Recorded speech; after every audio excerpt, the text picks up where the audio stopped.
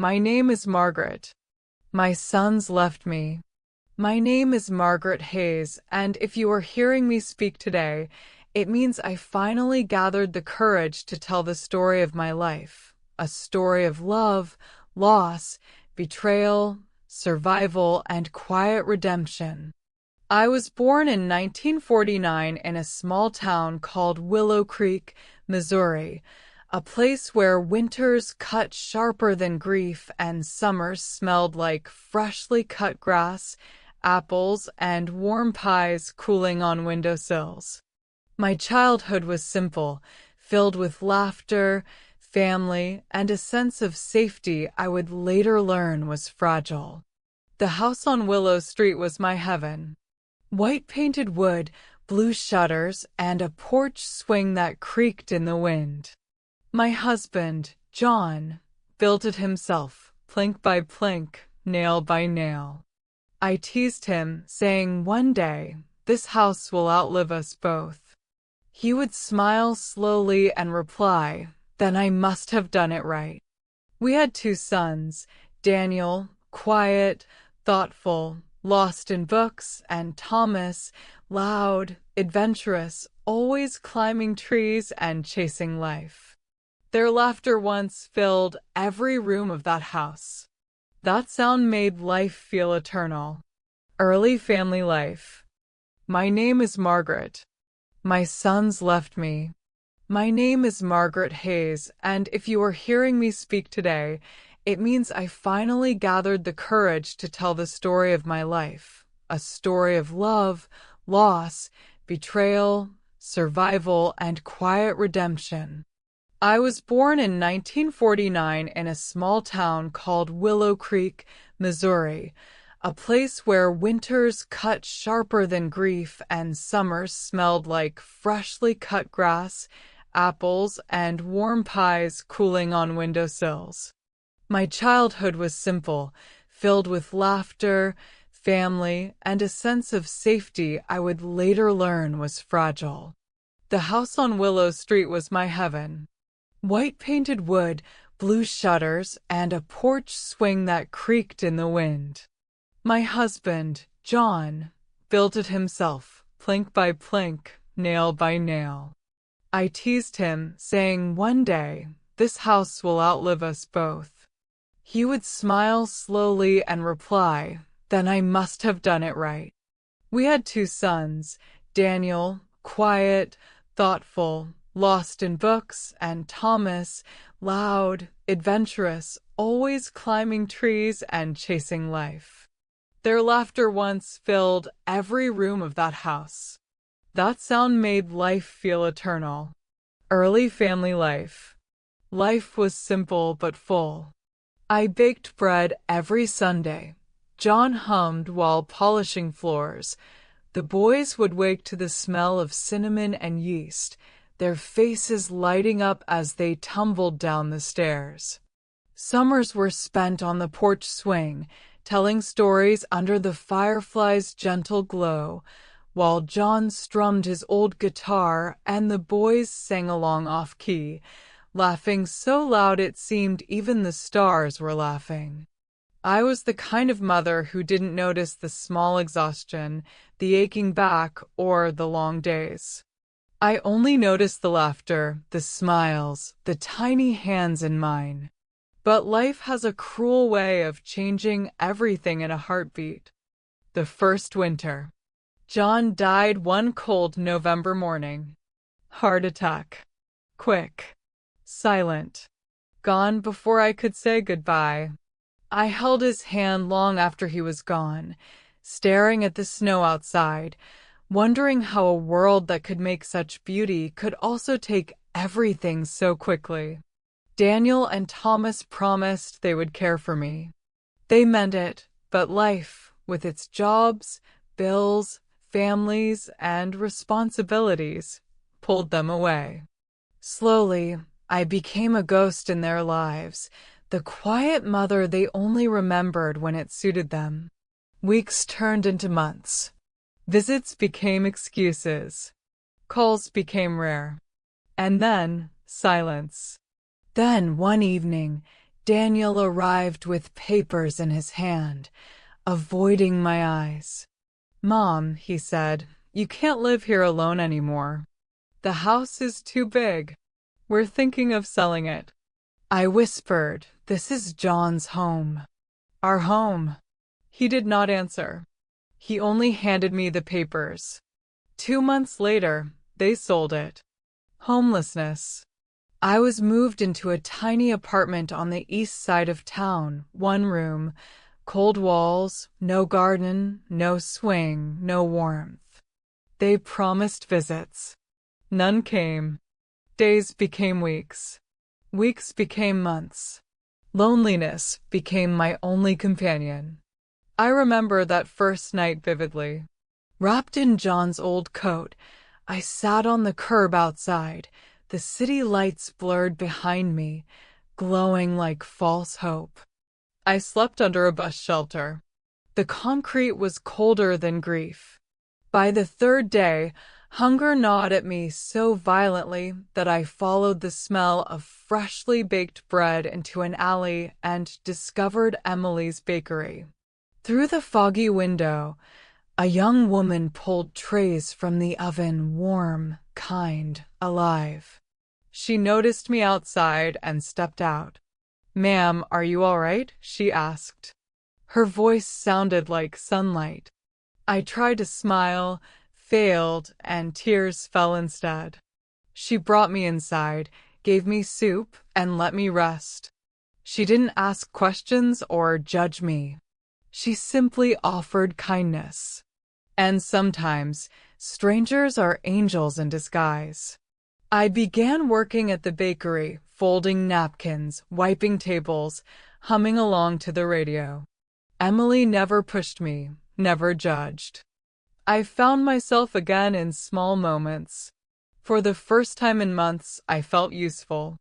Customers smiled at me, children dropped crumbs on the floor, and I laughed again. Rediscovery.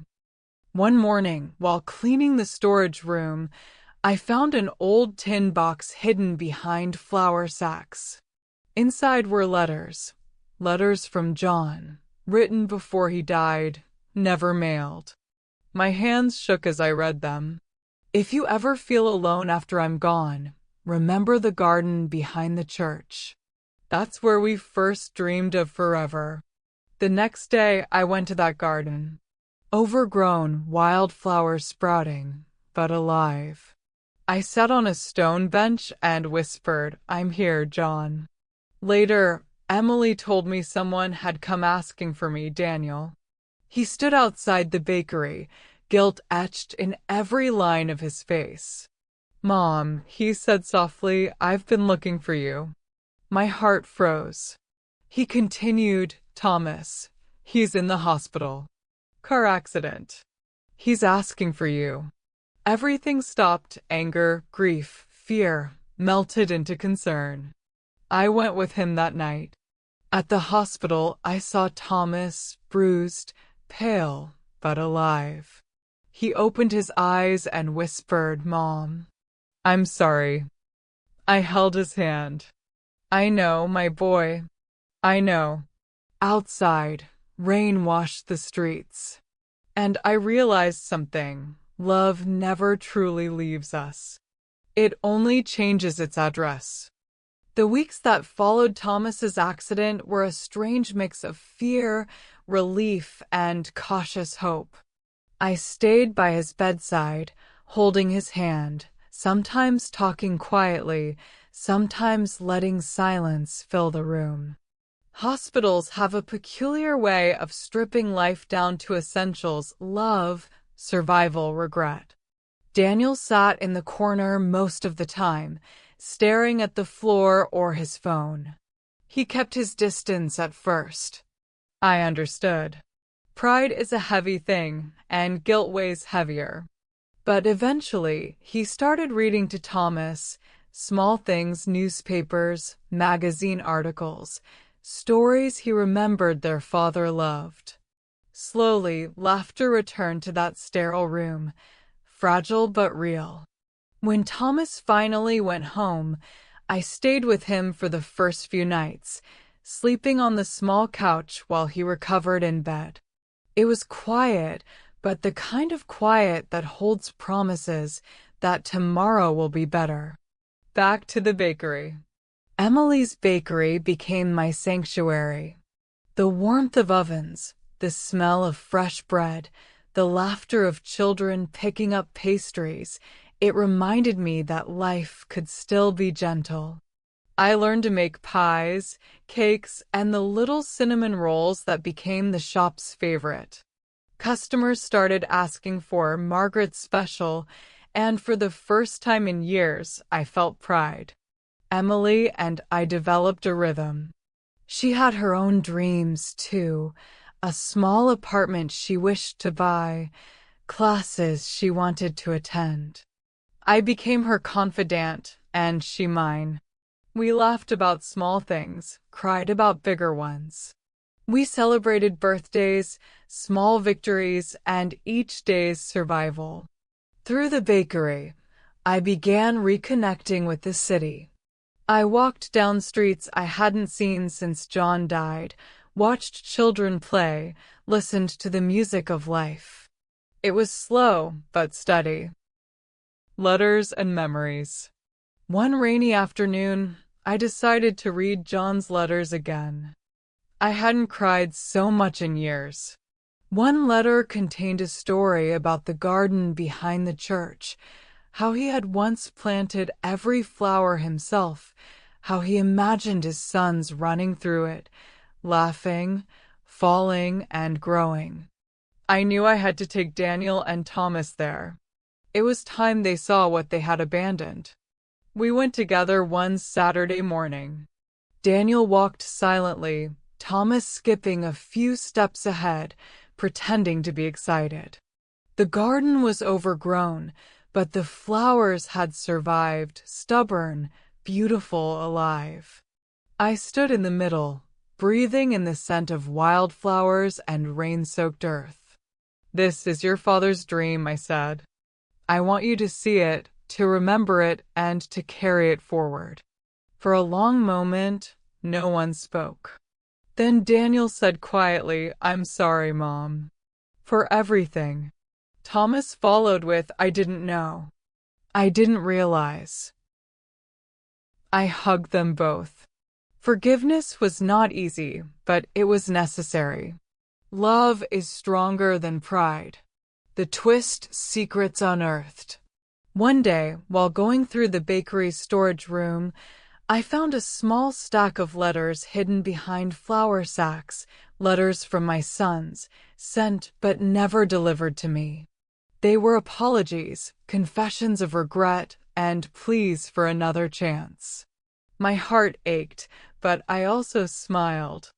They had tried, but life had failed them as it had failed me. I decided to respond in person, not with letters. I wanted them to see me, to see that life had not broken me, only shaped me. We met at the park near the bakery. Children ran past, their laughter mingling with the soft wind. I held each of their hands in mine, feeling the warmth of family again. "Mom," Daniel whispered, "we've been wrong. We were selfish. But I want to make it right." I looked at Thomas, then back at Daniel. "I know," I said. "And it's never too late." The three of us spent the day in silence and conversation, planting flowers in a small patch of earth. It wasn't much, but it was a beginning. Small joys, new beginnings. Life settled into a rhythm again. I worked at the bakery, saved money, and sometimes sat in the garden behind the church, watching flowers grow and remembering John. My sons began visiting regularly, helping in small ways, sharing stories, making me laugh.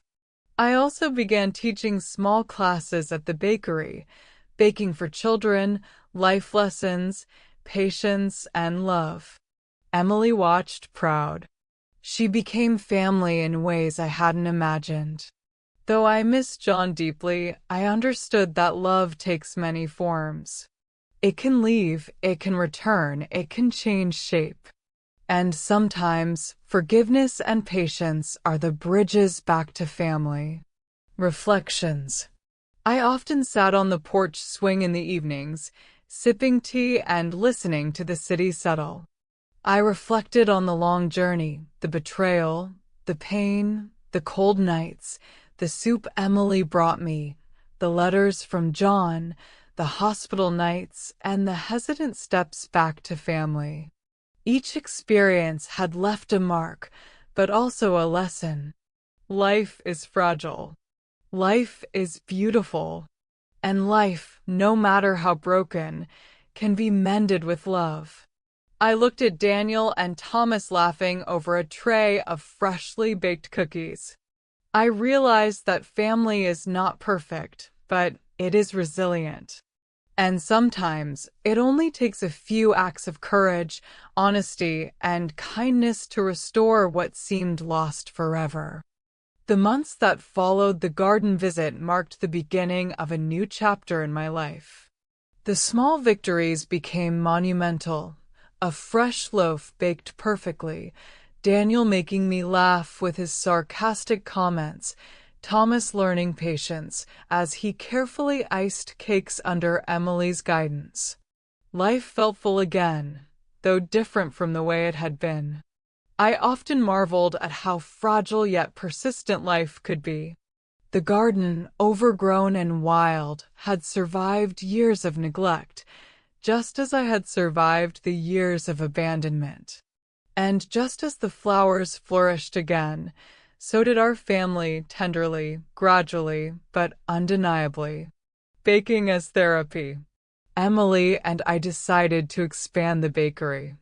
We wanted it to be more than a place to buy bread. We wanted it to be a community center, a space for warmth and learning. We started small, children's baking classes on Saturdays, community fundraisers for local shelters, and even a monthly storytelling afternoon where locals could share their lives. Working in the bakery was therapy for me. Rolling dough, shaping bread, and watching pastries rise reminded me that life could rise, too, even after being flattened. I taught the children patience, resilience, and kindness, not with words alone, but through action. Sons finding their place. Daniel and Thomas, too, found their own ways back into life. Daniel, who had always been quiet and introspective, began volunteering at the community library. He helped young readers find books that sparked imagination, just as he had loved reading as a boy.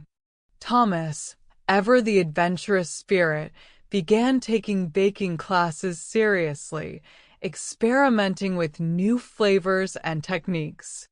The irony wasn't lost on him. The boy who once ran through the yard climbing trees now carefully measured flour and sugar with meticulous precision. We had disagreements, of course. Old habits die hard. Daniel still struggled with guilt, sometimes retreating into silence. Thomas could be impatient, eager to prove himself. But we learned to communicate, to forgive, to laugh together again. Secrets from the past. One quiet afternoon, I received a letter from a lawyer. It was about John's estate. There had been some overlooked investments, savings that none of us had known about. Suddenly, the financial strain of the past few years eased. We were not rich, but we were secure.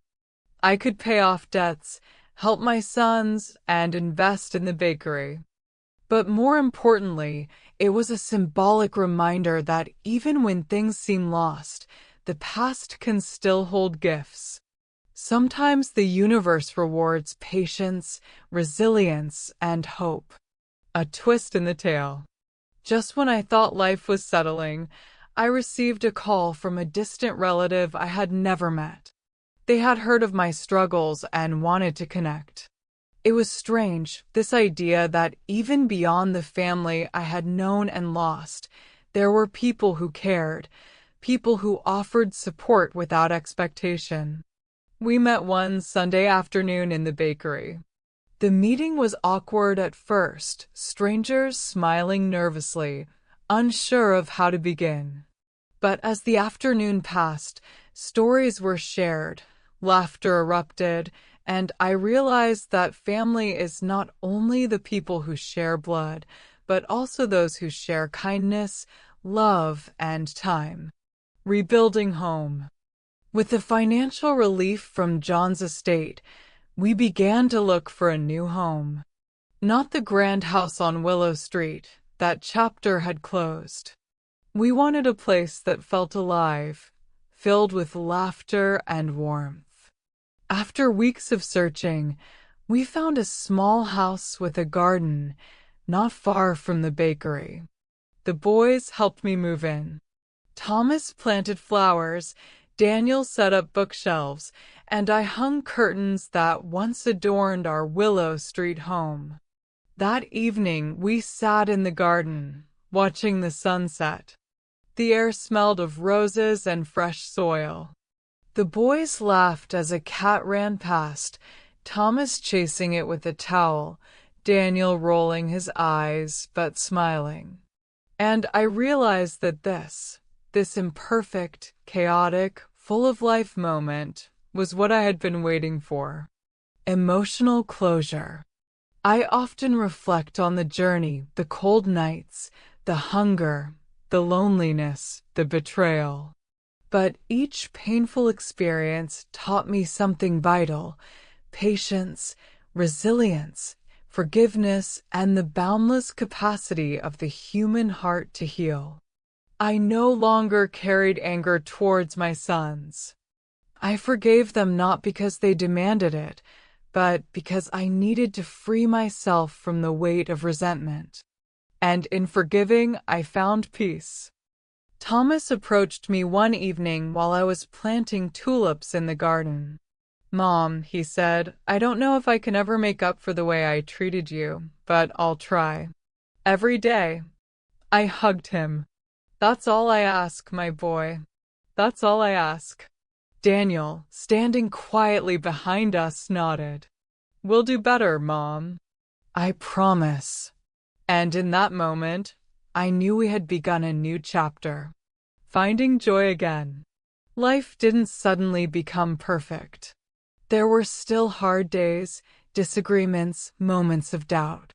But the laughter, the love, and the small victories outweighed the struggles. We celebrated birthdays, holidays, and the little milestones in between. Emily became part of the family, a sister, a friend, a confidant. Together, we shared meals, stories, and quiet evenings filled with music, laughter, and hope. I even started writing down my story. Not for fame, not for recognition, but to leave a record of survival, of love, and of the enduring spirit of family. Full reconciliation. Daniel and Thomas learned to support each other as brothers. They began taking on responsibilities together, sometimes disagreeing, sometimes laughing, always learning. We shared dinners at the bakery, sometimes making up to 50 pies for community events, sometimes simply eating toast and jam together in our kitchen. I watched them grow into men who could love and forgive, who could cherish life and family. And I realized that this growth, this redemption, was more important than any material wealth, any grand house, or any lost years. Happy ending. Years later, I sit on the porch swing of our new home, sipping tea as the sunset bathes the garden in golden light. Daniel and Thomas are laughing inside, planning new recipes, telling jokes, arguing over trivial things. Emily is arranging pastries in the bakery, humming to herself. The world is quiet but alive. I smile, thinking of John, of the house on Willow Street, of all the pain and suffering that brought me here. And I know love, patience, and forgiveness can heal even the deepest wounds. I am Margaret Hayes. I survived betrayal, loneliness, and loss. I rebuilt my life. I forgave my sons. I found love again in unexpected places. And most importantly, I found peace, joy, and family once more. Even in the darkest storms, there is hope. And sometimes, just sometimes, the heart can rebuild stronger than ever before. Thanks for watching, guys. Please subscribe for more interesting videos.